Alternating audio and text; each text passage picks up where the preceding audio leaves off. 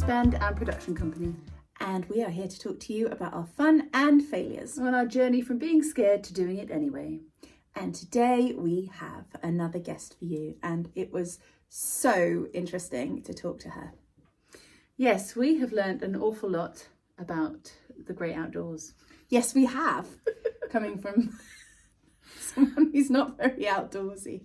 Yeah, so we had been in touch with the wonderful Becky Burchell and invited her to come and have a chat with us about her project that she is on at the moment. And really, I think we were both just so inspired by her vision and her ability to bring community together, especially with women, but not only with women. And really creating something unique Yeah. in Women of the Dark Skies. And it was really cool to hear about her future projects. So please get yourself a nice cup of tea, go and sit under a tree. Yeah. Or maybe just look out at the garden. Look at one, yeah. And enjoy. Or if it's nighttime, look at the stars while you're listening to her. That's what we should.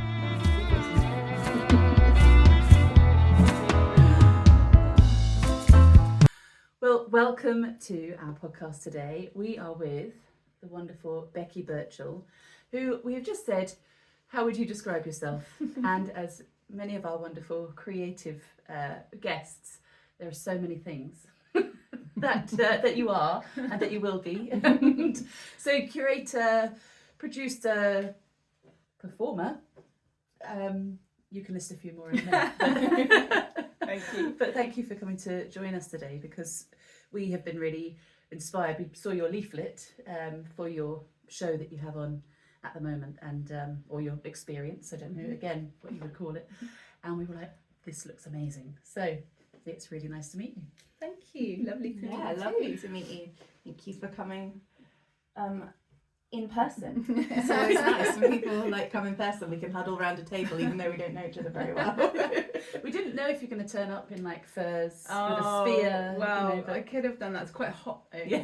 Yeah, I know. Well, we nearly put on got our weapons out. Maybe next time. So, tell people about the show you're doing at the minute, 'cause it's really interesting, and then we can kind of go into your background and stuff. I think Okay. that's right.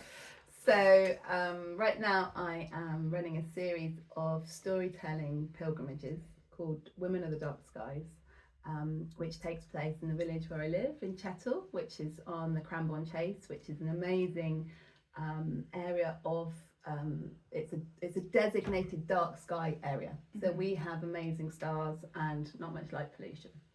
So the experience, it's a good word for it, experience, there is some performance in it, but there's also lots of other things in it. The experience starts at 7 o'clock, and we imagine that the women who come, although there's also some men's walks, but mainly it's women, are gathering from across the chalk Tricky tribal land in the Iron Age, and that the guests have arrived and I'm the storyteller that meets them. And then we go on a walk across the dark landscape without torches, as if we are in the Iron Age. And then I stop at various points along the way and tell the story, which I wrote in Chettle with the land and with lots of inspiration from amazing people along the way. And then when we get to the end of the experience, there is a fire and a sharing circle. And then we come back to the present day and everyone talks about what came up for them. So yeah, there's ritual, ceremony, nature connection, stargazing, Amazing. getting to know the night is a massive part of it for most people who come. Yeah. But yeah, I'm also in character, and it's just, there is some theatrical elements to it. So yeah, it's quite hard to describe and define for people, especially if they are scared of the dark, which a lot of people who come are scared of the dark, or if they might not normally go out and stargaze and do all of those wonderful things, but it's a great opportunity to do it through the experience.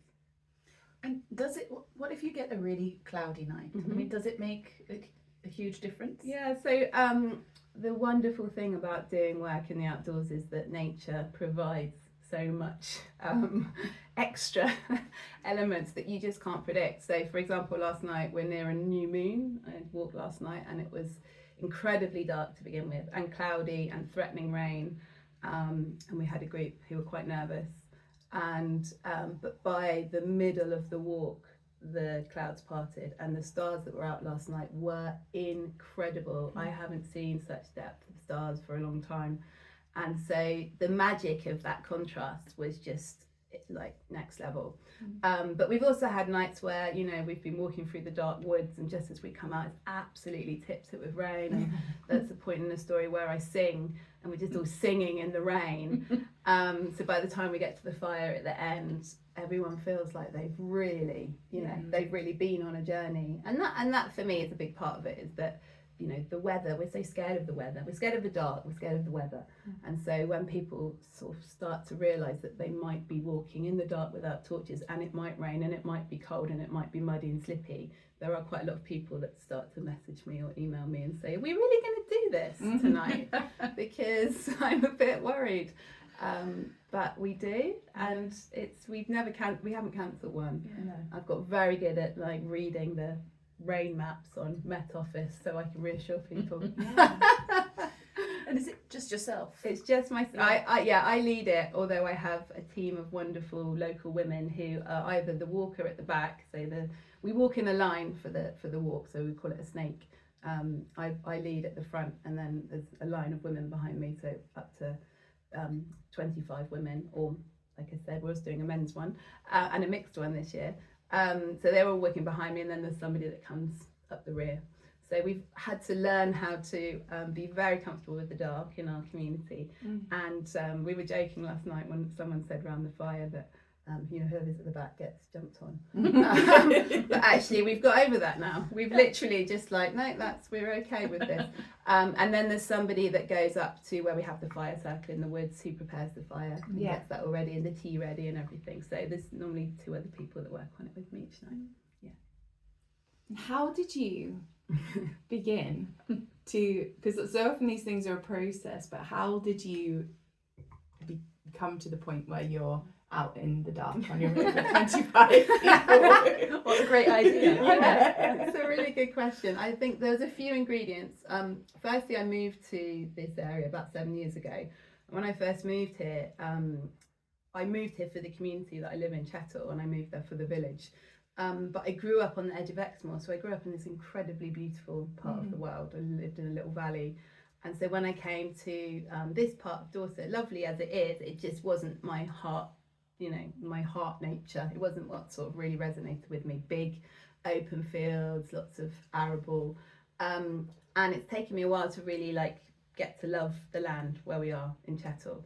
But what's helped me is, constantly walking the same routes, constantly visiting the same places. We've got 2 long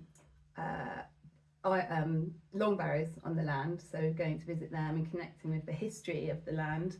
I love the flints now, so I've gone quite deep on the landscape. But the thing that really sort of switched it in terms of the nighttime and loving the night was during lockdown, and the fact that lots of us in the village who have children were obviously, you know, busy in the day trying to juggle work and kids, and we didn't have that moment to have our social time. So we would be meeting at night for night walks all through the year.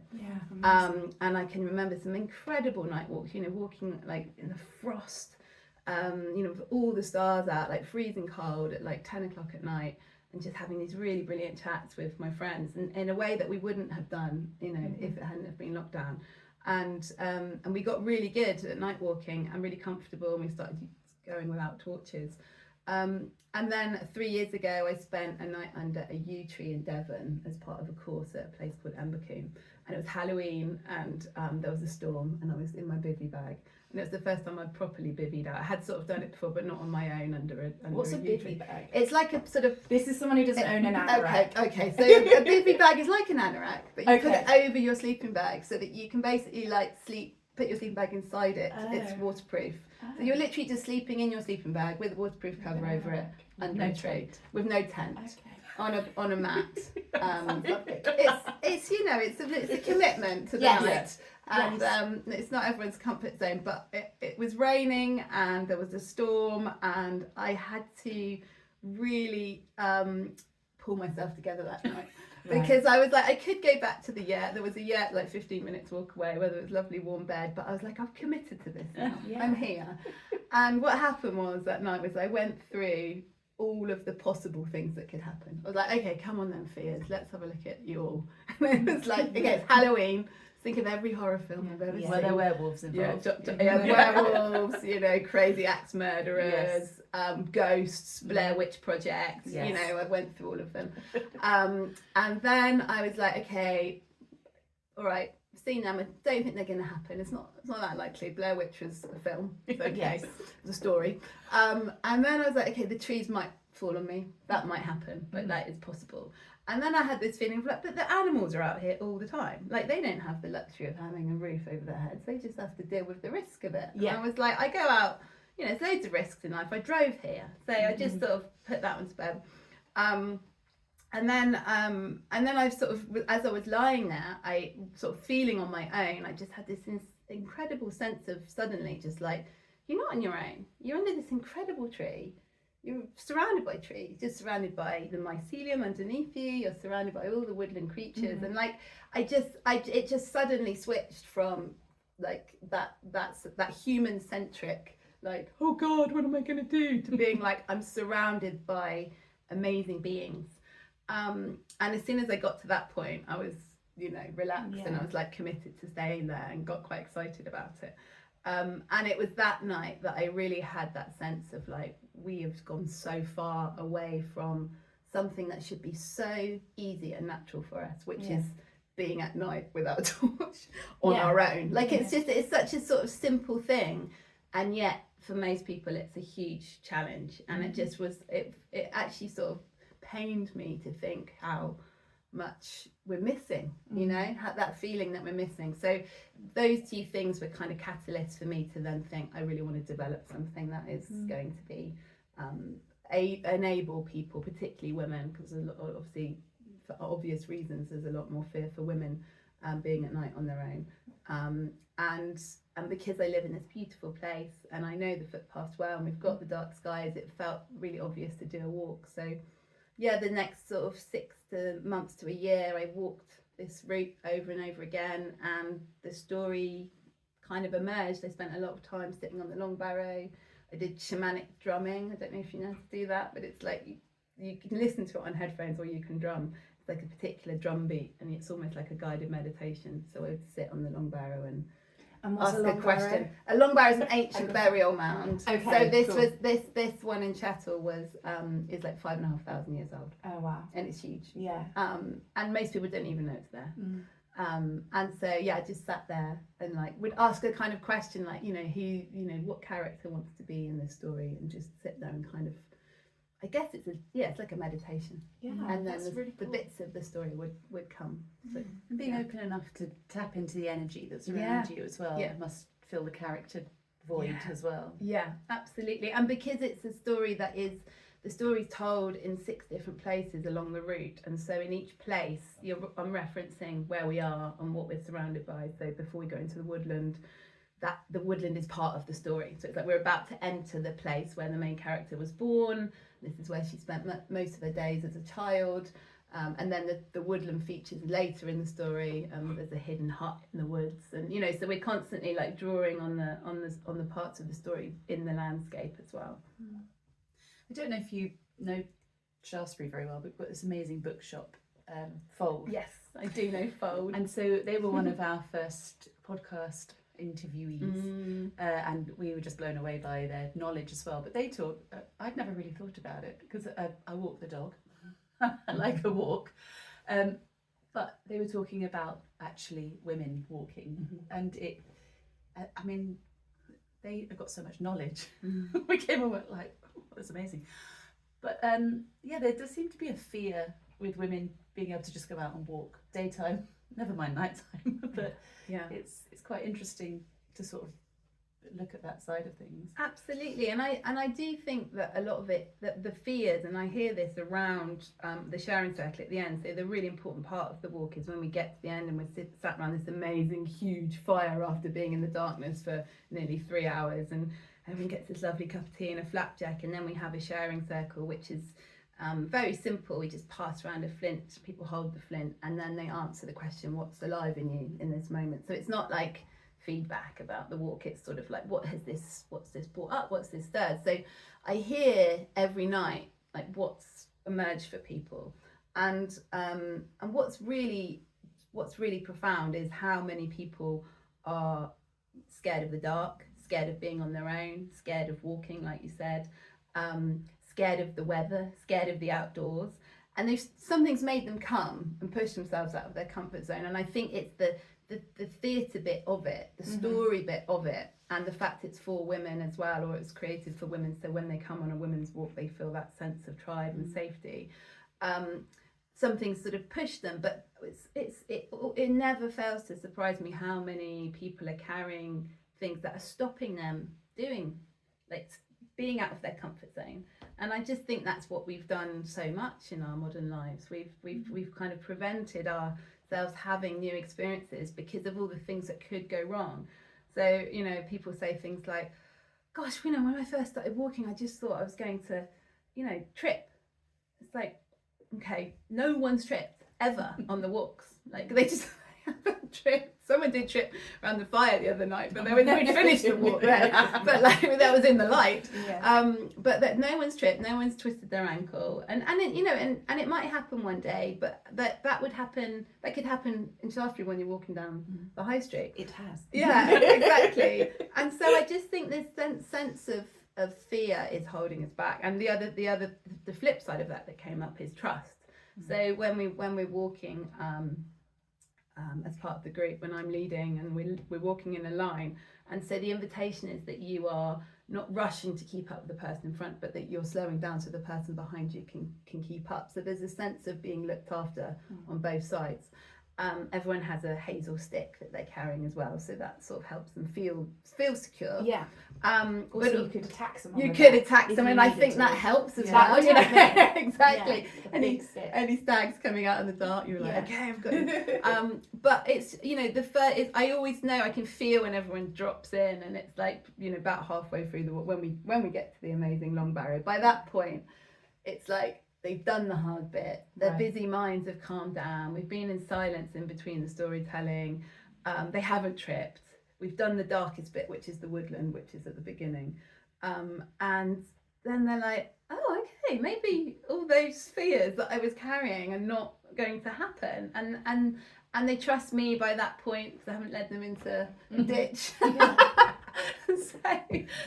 So trust comes up a lot, and that feeling of needing others to help lead and have that trust and be the one that is inspiring them. And that's what I love about the Fold ladies, is that they are really galvanizing that sense of, you know, come on, you can do this, guys. Look, here's all this amazing inspiration. Here's all these other women that are doing it. Like it is. We need that invitation and inspiration to get out of our comfort zones. So how have you done a mixed walk yet? I haven't done a mix. So last year I did a men only one, partly because my husband, ever since I created this, I haven't even read him the story. I was like, one day you can do the walk. I don't know when. But the interesting thing is, because I wrote it for women, I wrote it as if it's female tribes members coming from across the Dorset Dorotrakis tribe land. That was what the Iron Age tribe was called back then. The Dorset tribe was called the Dorotrakis tribe. And I imagine that it's these female kinswomen that are arriving. So the whole story is written as if we are a group of women. And actually the story is also about how the Romans introduced the patriarchy. And at that time we had much more equality in this country. And we did have female leaders, you know, Boudica being one of them. And so the story is basically like we are about to lose everything we have as women.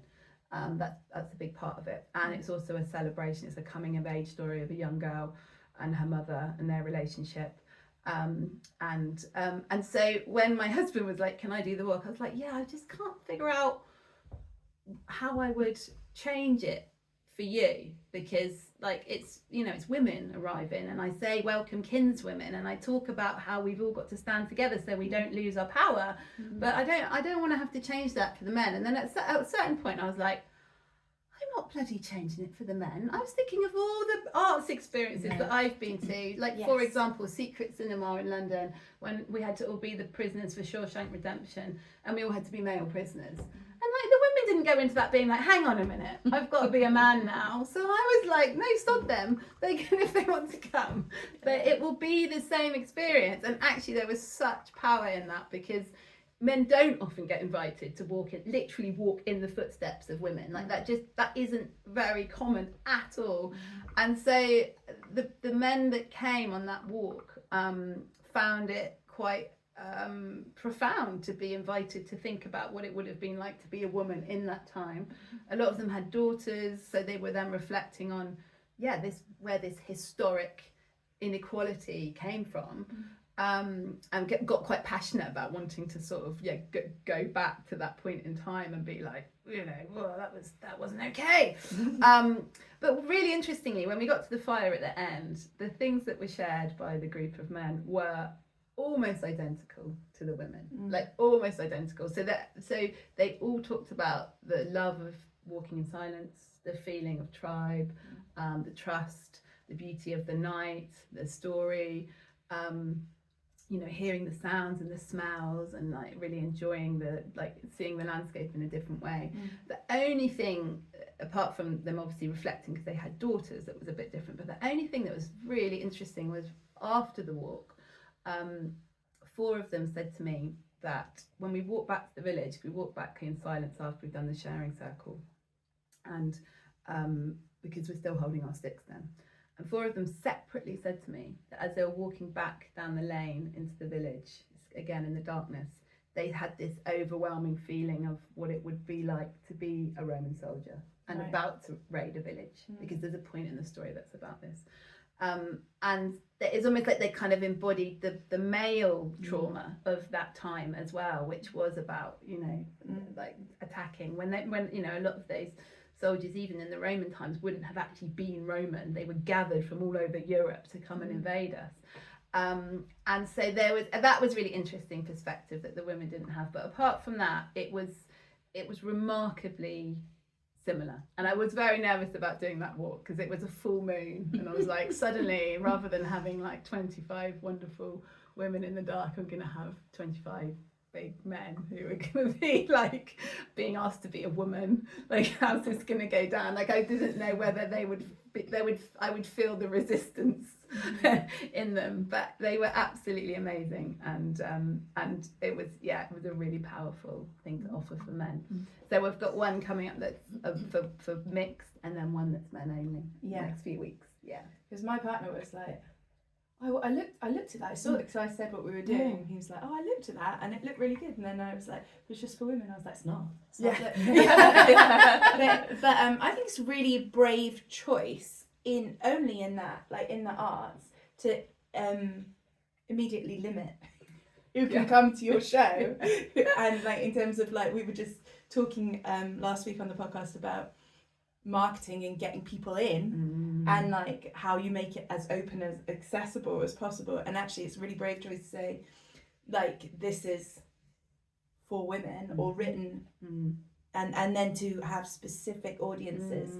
I really love the idea of having like, this is for women, this is for men, this is a mixed audience. And it's really interesting to say that actually the responses you had back was so similar, because I was going to ask, was that different? But no, that's really interesting that it was a really similar response. Really similar, and energetically, like I said, I can kind of tell, like I can feel how everyone is at the beginning, and then I can feel how they are as we progress, and it felt the same. And I think because there were moments where you're calling on them as kinswomen, that there is that thing of like having to put yourself in that theatrical place, and not everyone is up for that anyway. And I don't really like massively promote that side of it, because it's not immersive theatre. It's just that the way I'm addressing them is quite direct. It's like it's they're part of it. I guess I would say they're more like participants. It's not. They're but not. Maybe it feels more inclusive because you're doing that, rather than just speaking at that a group of people and like expecting them to feel that. If you're inviting them to feel that way, then actually that immediately includes them. Anyway, and like you say, we've been watching theatre aimed at men for years and years. So well, we wrote a cabaret, self-help comedy cabaret, for the Fringe this year, which we're touring. But we had written it really with our audience in mind, of women sort of our age, maybe a little bit older, a little bit younger, whatever. It's all about menopause, all about what we're all having to change. We had 2 performances, I think, where we had an audience mainly full of men. 50-year-old men. Yeah, 50 to 60-year-old men. And we just looked out, we were like, Okay, oh. let's go. Are you going to get this? I don't know. We're But now they do, 'cause- doing yoga in front of you. But Yeah. actually, they did, because, you can sort of second guess things a lot. can't you? Such an interesting question about what are you who are you creating for, and why are you creating for them, and what's the Because you do have to intention? create for somebody, don't you? You Mhm. have to have somebody in mind, but that doesn't limit you to that person to enjoy it. But I think if we definitely just found a bit of freedom in going, well, we've written it with this person in mind, but you have wives, you Yes, have daughters, absolutely. you have mothers, Yeah, you have friends, yeah, you know, so you're gonna recognise this. yeah. Everyone recognises stuff, don't they? Yeah, So, and I think the power of the arts as well is that we can't, as much as we can create something, and it might have all, especially with something like Women in the Dark Skies, it's got all these different elements to it, and people will take what they need from it. Yeah. And I think that's the sign of something that's working well, is that there's enough in it that it will speak to them because they do have a wife, or they do have a connection with it. But what always amazes me is when we get to the sharing circle at the end, even though the story is quite powerful, and it's a big story about a big moment in our history, and about how that affected the local community, and it's where we have just walked. And yet a lot of people just get to the fire and they're like, I feel so peaceful. I just feel this deep sense of peace. I feel really proud of myself that I've walked in the dark, and weren't the owls lovely? And I'm like, pretty much just called you to war. And but they take what they need, and that's okay. And whereas others will say like, I feel so passionate, like it's really activated me about feeling like, what can I do? How can I make my mark on the world? And that's what they take from it. And it's different for everyone. So I think, it's like you said, we can't say it's not for you in a way.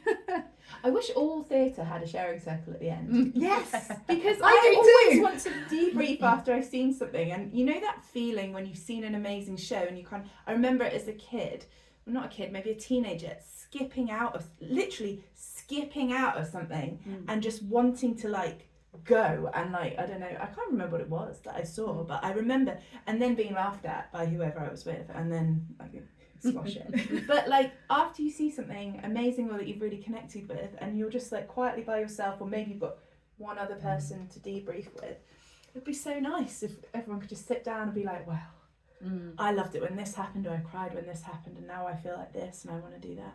It's so true, and I learned this really powerfully when I produced a play that was based on Jonathan Porritt's book, The World We Made, and he's a really eminent environmentalist, and he's written this book he wrote it in 2012.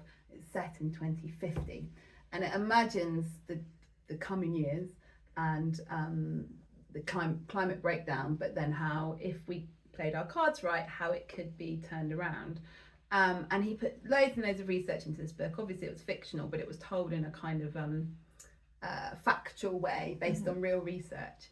And this was a book that we turned into a play. And at the end of it, we had an audience discussion.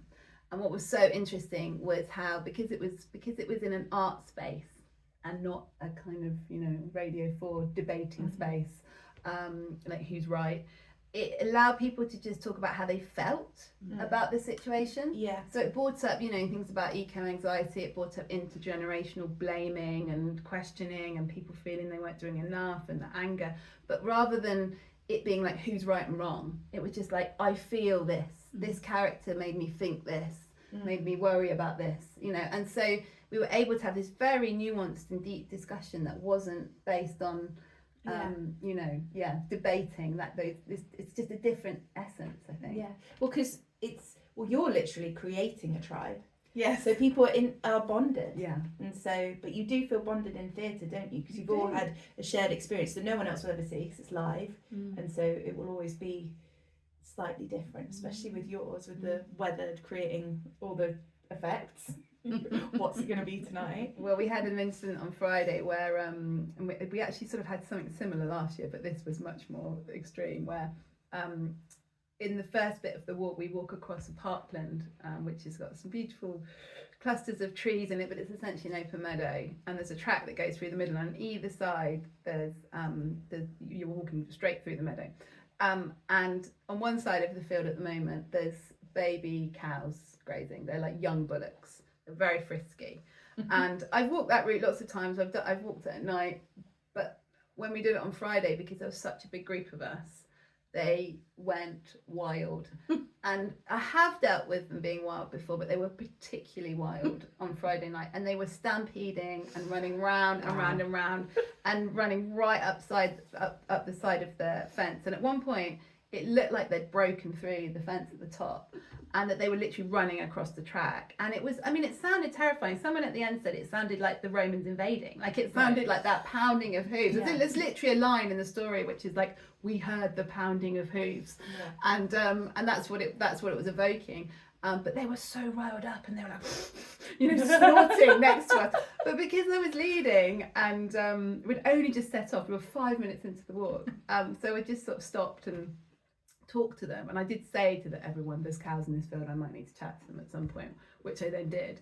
So I did this thing which I do with my children as well, where it was like stern and then gentle, and then stern and then gentle and then stern, and then like, oh god. But they did this about 6 times, just like kept coming round, and in the end we just like managed to sort of sneak off. And usually we stand on the edge of that field to do the next bit of the story, but in this instance we went into the woods, closed the gate, and I said, let's all just take a moment now while we all just have some deep breaths about the cows. And then at the sharing circle at the end, we had 2 teenagers that were on it that were like, oh, we're really scared of the cows. But everyone, because I was leading and because we were already in silence, everyone was very sort of, there was that tribe. We were all doing what everyone else was doing, which was stay calm and stay still, which actually was the best thing. And I mean, they're not dangerous, those cows. It's just they're at night, because they can't see us. It would have been like, if they had come out of the fence, it would have been absolute chaos. So people won't forget that. That will forever be associated. You wrote it in. Yeah. That's what was meant to happen. Yeah. It's fine. And we've had stags as well, or I'm supposed to call them bucks, but yes, the bucks are calling at the moment as well, because they've come back for the deer rut, and they sound like hilarious pigs in the woods. So like sometimes they're really loud and really close. So again, I have to say to people, like, we might hear one, they're not gonna come any closer than what we can hear. They're just curious, and people are like, yeah. Because you think it's silly to be afraid of it, but then you are, aren't you? Yeah. In the dark, when you can't see, you are afraid. But it's familiarity. Like, I would have been afraid. Like that, and this is what I always try and sort of say to people at the end. It's like, I was scared of the dark. I couldn't night walk. Like, it's a joke between me and my husband that my night vision is terrible. Like, it's actually ridiculous that I'm leading a night walk. But I know the path. Yeah. And I've learned how to read the night and read the sort of weird flatness of it. So for example, when you walk through a woodland, it's so dark on the floor. If you look up to the canopy, there's always a gap between where the leaves meet, because obviously there's no trees directly underneath it, so you can always sometimes see the way by just looking up, which is counterintuitive, because you think you need to look down, but there's nothing to see there. And so it's just, like anything, it's just practice. It's just practice. So, what are you working on now? Where do you go from now? It's a really good question. So since I've moved to Dorset, so the last 7 years, after being a very nature connected child and then coming back now to nature, I have become completely obsessed with trees. Okay. And I spend a lot of time just sitting with various trees, not any tree, specific trees. And this is quite a key point for me. It's I've sort of now talk about it in terms of it being like people. You don't just hang out with everyone. You hang out with certain people because you've got a relationship with them. So now where I live in Chester, I have a relationship with certain trees. And sometimes I meet new trees, and sometimes other trees get a bit forgotten for a while, like friendships. And I'm always meeting new trees, which is part of who I am. Love to meet new people. And the more I've hung out with the trees, the more I have been able to feel them, like energetically. Like I feel like they've sort of woken me up, or just I don't know what I don't actually know what they're doing, some kind of crazy magic, but I can feel the energy of trees now in a way that would have sounded completely bonkers if I told myself this 5 years ago. I'd be like, she's gone mad. But I can, and so the show I'm working on next is around yew trees, and we have some incredible yew trees in this whole landscape actually, because they love the chalky soil, and they are such an amazing tree. They've got such a brilliant story from so many levels, and also people are quite scared of them. There's a lot of fear and darkness around yew trees as well. They are mostly poisonous, although you can eat the berries, but don't swallow the pip, because the pip is poison. Okay. But you won't die from just eating one pip. Okay. They taste like lychees. They're amazing. Okay. Yeah. So but they are like one of the oldest trees in the world. So they were around like 2 million years ago. So they've adapted through all of the different climates that we've had, all of the different conditions in this world. So they're like the most resilient tree. And also, it's the tree that we used to have a big connection with in this country in terms of the Druids and spiritual connection. It's why they're in churchyards. It's because the trees were there first before they built the churches. So in Tisbury, there's a 4,000-year-old yew tree in the churchyard. Yeah, 4,000 years old. So I've become very obsessed with yew trees in particular, and spending a lot of time with them. So the show that is sort of, or say show, the experience that is emerging is around like, what is it? What is this connection? What is it that pulls you? What is it that pulls you to certain people? What is it that pulls you to certain trees? What is that energy? This kind of magic that is like compelling and will draw you in.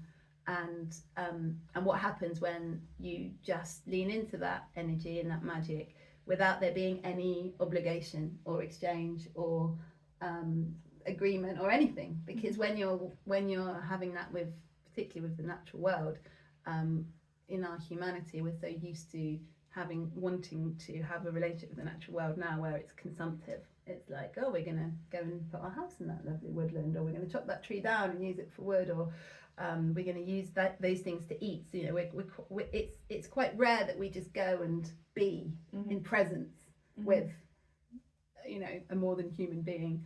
And even in our human relations, we often have transactional elements to it. You know, it's like when you're in a couple, it's like, what are we doing for each other? What's our agreement? You know, it's transactional. So I'm really interested in the space that's nothing to do with any of that. That is just pure presence, and what happens when we enter into relationship with trees or other beings when we don't need anything or want anything, and we just hang out for no other reason. So I don't know how that will be. How are you beginning the process? What practically are you? I'm literally spending a lot of time under yew trees, sleeping under them, slept under them lots of times, hanging out with them, taking a lot of pictures of them. I've discovered that especially after yew trees are wet, because they've got such incredible colours when they get wet on them. There's like reds and browns and depth. I mean, the pictures you can take are pretty pornographic, actually. they look obscene. It looks like they are lit. I mean, so I've got a lot of you porn on my phone. So I'm just spending a lot of time hanging out, and I think like what it might be, might not be, but it probably won't be as site specific as my Women of the Dark Skies. It will probably be an experience that can happen under any yew tree. So it will be a yew tree in different communities, a yew tree that people know. It might well be in the churchyard, and that it will be a story of, I guess it will be a love story between humans and the natural world. Wow. Yeah. You have to, it's sort of a commitment to yourself as well to go and just hang out somewhere. When we talked to yet another guest, Dorit, she was saying, you know, I go and sit with my trees. And we were like, okay. And she said, you know, for 3 or 4 hours. Suddenly you go, gosh, actually to take yourself out of life, the busyness, and to go and either walk or go and sit for no other reason than for your own well-being and connection is, I think it's probably something that a lot of people don't think of or, you know, do. Yeah, and I also think, because I this kind of realization that it doesn't have to be transactional is quite new for me, because I'm a real doer, and I'm very practical. I like to help people, I like to do things, I like to make things. I want everything to have a reason, and and so even when I've spent time with trees before, I would go and sit with a question, or I would go and be like, I'm going to do my journaling, I'm going to write, I've got to do something, it's got to be some output to this process, or it's got to be good for my well-being, or whatever it was. It's like the trees are giving off all these pheromones, it's going to be amazing for me. And only very recently did I suddenly switch that completely and be like, what if the trees just want to hang out?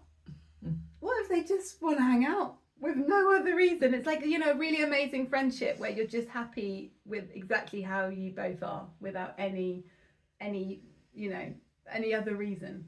And that is quite a jump. That was quite a leap for me to make, that I wasn't going to be getting some download about like some mission that I had to do to save the trees, because I kept feeling I was being pulled, and I'm like, what do you want me to do? It's like, what we want you to do is literally nothing, just sit there. And that kind of switch for me has been like mind-blowing, because we are like, especially those of us who can see that the world is needs lots of support in lots of ways. Lots of people need lots of support. Our nature needs lots of support, and you want to do the right thing. And my art has always been about making an impact and trying to sort of, open questions about what we can each do to step up in these difficult times with all of the challenges that we have.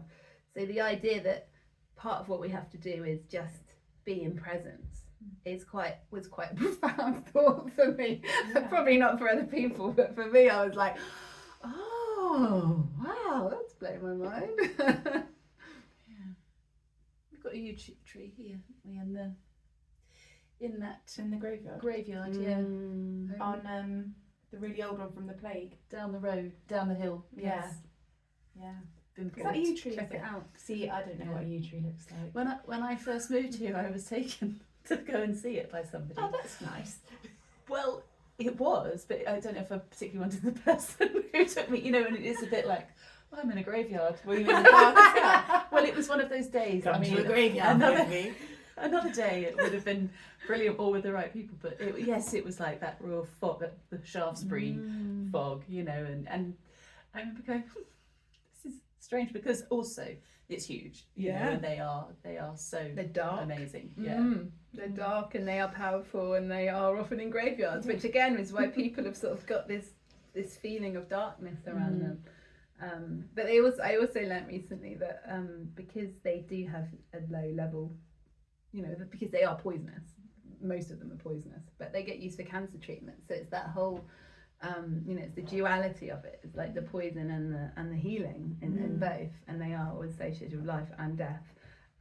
But they were always associated with journeying and kind of people going in slightly altered states. But I was reading one account which was talking about there is a possibility, don't know if anyone's done any research on this, that because of their poison in their whole tree, when it's like a hot day, they might actually be releasing some of that out into the, and they've also got pollen that could all be going out there. So historically, people might have been getting like a little mini psychedelic experience sitting under the yew trees, which is possibly why in our culture they are associated with that dreaming and visioning and creativity, because people were literally going and getting high into them. So watch this space. I haven't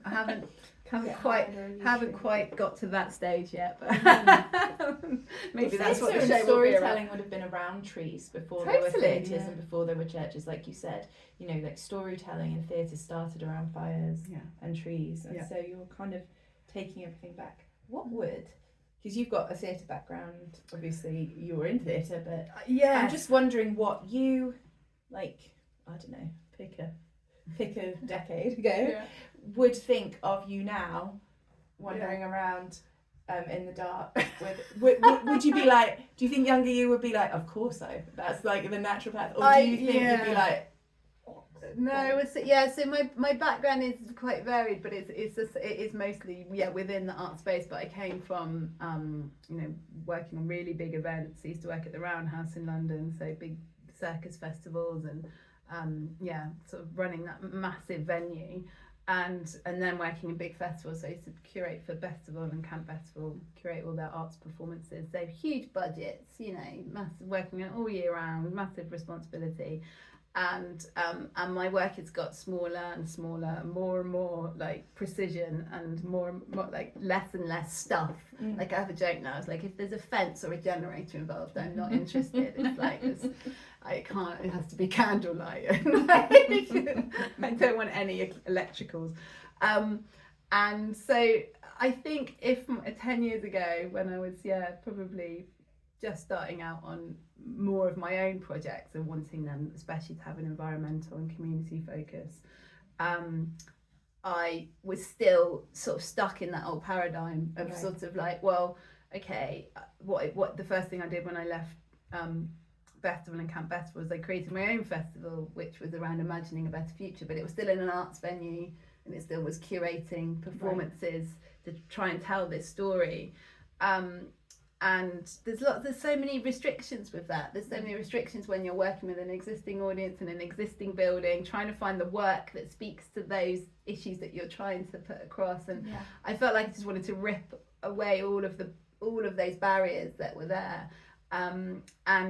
And so I think if 10 years ago I'd have been like, oh great, like I think I'd have been really pleased with me, but I couldn't have seen it then. Like I just think it was, I didn't get it. Like it is a process. Like I think I've had to sort of live the process and be back on the land and understand like all the ways that people get engaged. And it's not, I mean, you can go and see a 1 hour show and it can be quite profound, but it's going to be more profound if you're in the dark. It's going to be more profound if you feel like you're in a tribe of women. It's going to be more profound if it's raining. Like there's all these layers to kind of how you can, you know, invite people to consider things in a much deeper way. And I think it's multi-sensory, it takes longer, it's maybe a bit more hard work, and it's a bit more of a commitment, but when you've done that, it's going to be better. It's going to have a better outcome.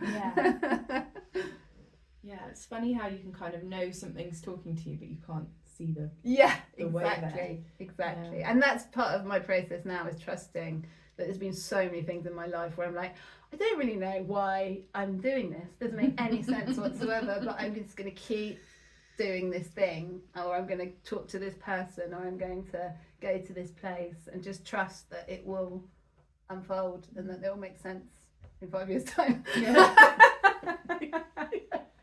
Would that be the advice you'd give to creatives now? Or what would you say to someone who is like kind of not clear of the way forward for what they're making? Like whether it's professionally or just like exploring their own creativity or even their own identity or garden.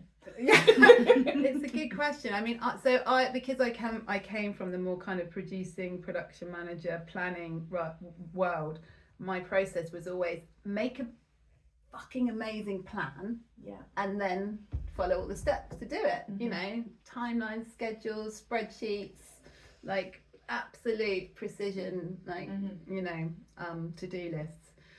I mean, if I looked at myself now in terms of how I work, I would think I was completely shambolic in comparison to how I used to be.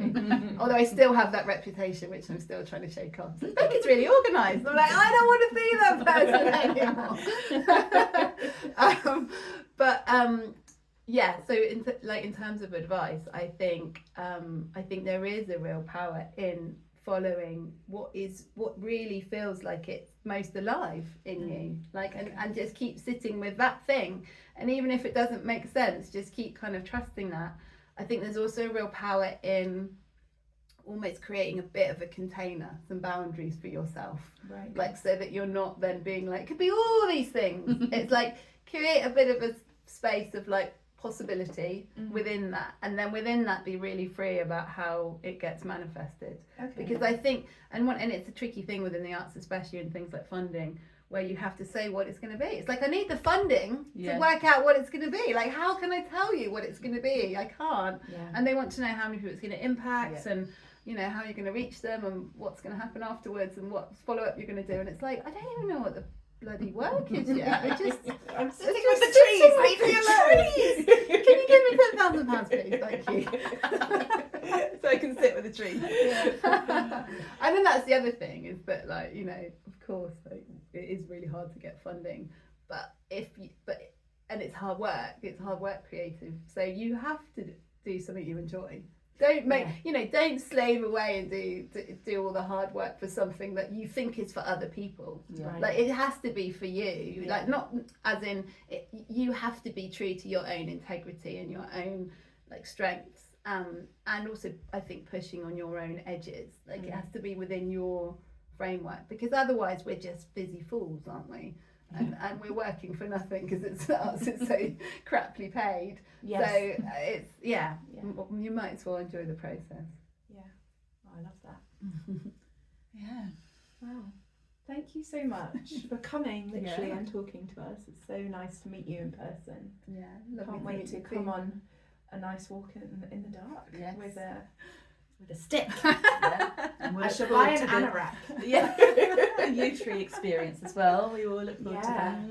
Yeah. Have you got a timeline on that, or is it just when it appears? It would definitely be more developed within the next year.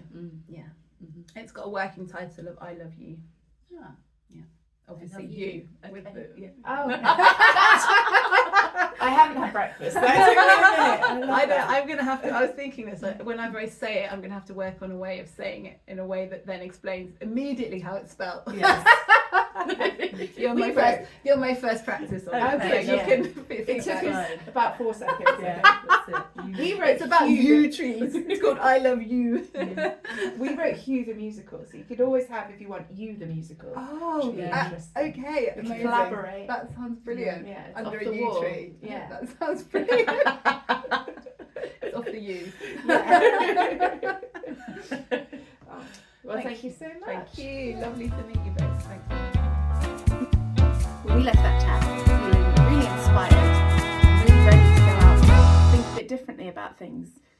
Yeah, and definitely try and book on to one of the walks there so that we can experience, well, The dark. the darkness and The all cows. the cows and the creativity around it. Yeah, it sounds wonderful. Yeah, if you're in the southwest and you are free on one of the dates, we have put the link in the comment in the description of the podcast. So please do keep an eye on what Becky's doing and try and get in on one of her experiences, because we can't wait. No, and we really can't wait for the yew tree experience. Yeah. So And you, the musical. yeah.